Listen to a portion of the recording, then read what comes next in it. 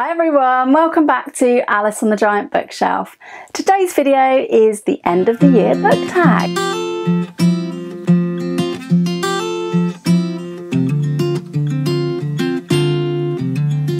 Hi everyone, welcome back to my channel, or welcome if you're new. My name's Alice and I have way too many books, and today I thought I would check in on reading I plan to do in the rest of the year in the end of the year book tag.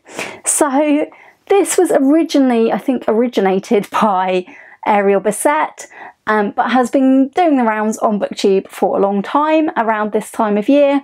It's basically a check-in for like the final quarter of the year, and I thought I would try and get to it before October runs away with us and we have not much of the year left. So if you want to do this tag as well, please do feel free to consider yourself tagged. I'm not going to tag anyone specific, but if you like to do this tag at this time of year, consider yourself tagged. If you're new to Booktube, consider yourself tagged. I will leave all of the prompts down below if you do want to join in. Question 1 is, are there any books you've started this year that you still need to finish? Yes, I have started a book that I need to finish this year, and shamefully I started this book back in January and it is only 219 pages long, but I have only made it to page 64 since January. This book started out as a buddy read, but the buddy read didn't go particularly well, not because I didn't enjoy buddy reading with the person, but because neither of us particularly wanted to pick up this book very much and neither of us were really enjoying it. So we abandoned it and we read a different book later in the year together, which was great. But this book is still languishing on my shelf. I feel quite determined to finish it because I put it on my 23 books that I wanted to read in 2023, my 23 classics. I've never read a book by this author before and I really wanted to. And also I've heard that things go very crazy in part 2 of this book and I still haven't got to part 2 yet. So I really want to give it more of a chance, and that is To the Lighthouse by Virginia Woolf. I can't believe I haven't got past page 64. I read most of that in January. I picked it up again a couple of months ago and tried to see if I could get back into it and get it finished, and it still really wasn't doing anything for me. This is kind of a stream of consciousness where I feel like half of the time I don't even know whose consciousness I'm in, which I find very frustrating. But I do want to get to part 2 to see what it is that happens in part 2 that's meant to be so surprising and shocking. And I think part 2 and part 3 are actually the shorter parts. So yes, this is my goal for the end of the year, is to finish To the Lighthouse. Surely it can't be that hard when I've got less than 200 pages to read. I really hope it's not going to be as difficult as I think. That's really the only thing that's been languishing on my currently reading shelf that I haven't really been reading very much of. Everything else that I've started, I think, is like a definite currently reading. Like, I've only got a couple of other books on the go and a couple of audiobooks.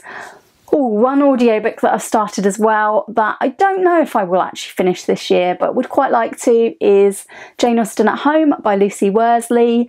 And I did start this, not in Jane Austen July, I actually started it after that, but I think this would be a really good read for non-fiction November, so I'd really like to get back to that at some point, but I don't know when that will be.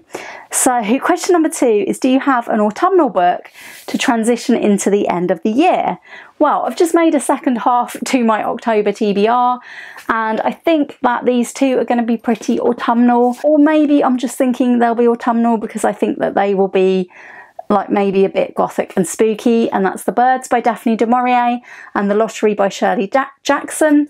Also, this has a great cover, so not very autumnal really, but yeah, I'm not sure if they're autumnal or not, but I'm considering them as autumnal reads. I also think a book that I'm reading at the moment is quite autumnal, and that's Ray Bradbury's The Day It Rained Forever. I'm reading this with Art at Art's Bookshelf Odyssey and Mitzi from Mitzi Reads and Writes.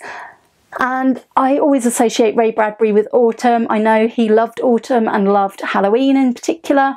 So I think that this is a good autumnal book. Some great short stories in here so far, and I'll be continuing that, transitioning into autumn. I also think The 13th Tale, which we're going to be reading for FOMO Book Club, which is run by me, Gemma from Gemma Books, and Jack from Spread Bookjoy. And this is our September-October pick. So you've still got all of October to read this if you want to join us. But I think that this will be autumnal as well, because spooky house, bit gothic.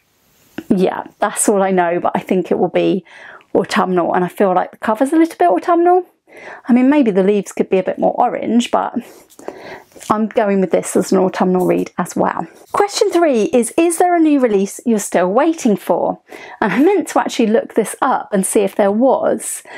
There's nothing I'm hugely anticipating, because I'm really trying not to keep buying new books. I think one book that I know is coming out soon that I'm probably anticipating a little bit is the latest Sophie Hannah Hercule Poirot continuation book. Haven't always had the greatest success with these, not in terms of not getting through them, but in terms of I don't love them as much as the original Poirots, but they are still about Poirot and they're still quite fun mysteries. So I will look forward to this one, and I think it's a Christmas related one called Hercule Poirot's Silent Night. That's maybe one that I'm anticipating, if any. What are 3 books you want to read before the end of the year? Well, apart from To the Lighthouse, which I kind of don't want to read before the end of the year, but I should read before the end of the year. There's so many books that I would still like to get to this year. I made very ambitious plans for this year. I picked out 23 crime and thrillers that I wanted to read from the giant bookshelf. I picked out 23 classics I wanted to read from the giant bookshelf. And have I got very far with either of those lists? Not as far as I would like. So let me think, what would be something I'd really love to get to by the end of the year? I think from the thrillers, I would most like to get to The Last Remains by Ellie Griffiths. This was the final book in the Ruth Galloway series by Ellie Griffiths, and I really loved that series. I listened to all of them on audiobook. I bought the audiobook immediately that it came out, and then I didn't listen to it. So I would really love to get to that one and read that before the end of the year. I did really want to finish all of Nikki French's books by the end of the year. I think I've still got 3 left, so it would be nice to think that I would finish at least one more of those.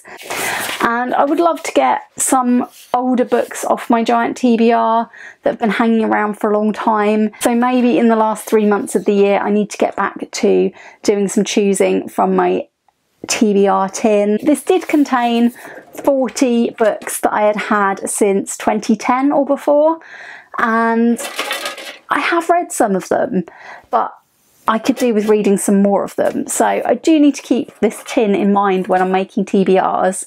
Not for October, because I've done that, but maybe in November and December we will have a couple more random picks from the tin to see if I can thin out my giant TBR a bit. It's not a great answer to the question, but those are the more than 3 books I'd like to get through by the end of the year. But to be honest, anything that I read from the giant TBR will all help the TBR to go down, and I'll be delighted when I get to 150. So books from the giant TBR need to be the priority. Question 5 is there a book you think could still shock you and become your favourite book of the year?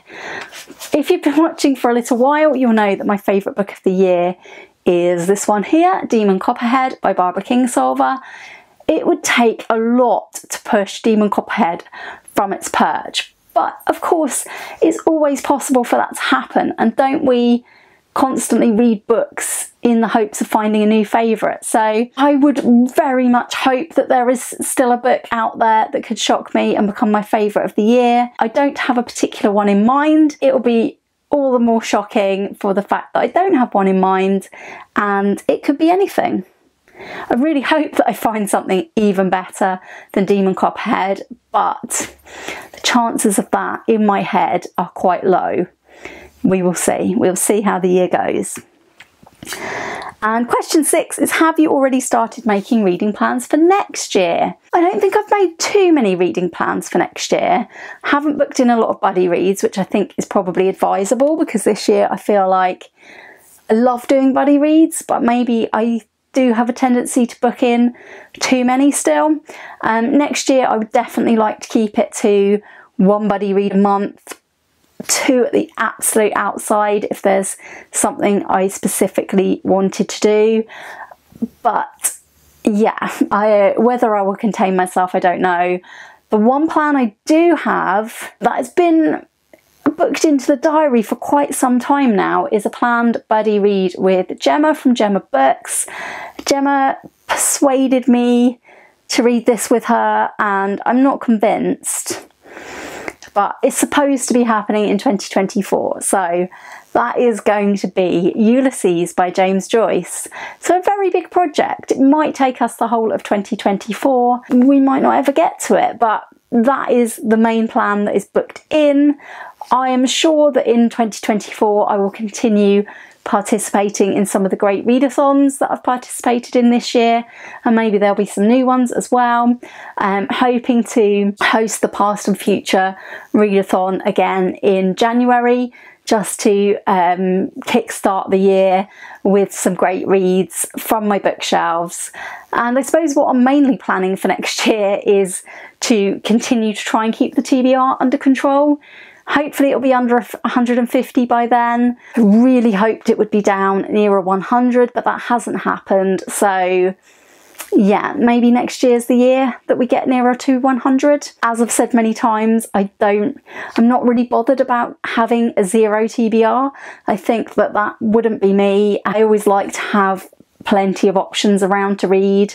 I can't see myself ever not having any books to be read in my house. So yeah, 100 would be fine with me. I would love it if I could keep a TBR that was around there. It sounds like a lot, but when you've collected up books that are like the next book in a series you want to read, or for example, I've got staring at me a whole shelf of Dick Francis books that I've yet to get to, probably got still about 20 of his books. So yeah, I do need to make another update on my giant TBR, how many books are on it, and show you all of them. But I have been putting that off and putting that off. Maybe October is the month that I will share that with you. But that is all of the questions for the end of the year book tag. Hopefully I can make it a priority to read books from my shelves till pretty much the end of the year, and hopefully I can tick off quite a few of those 46 books I said I would read this year, 23 classics and the 23 crime and thrillers. But maybe that is a topic for another video. If you've enjoyed this video today, please do give it a like. Please do consider subscribing if you haven't already. And if you would like to tell me about your plans for the rest of the year, I would love to hear that. I'd love to chat about books in the comments down below. Are there any books you are prioritising in the months of October, November, December?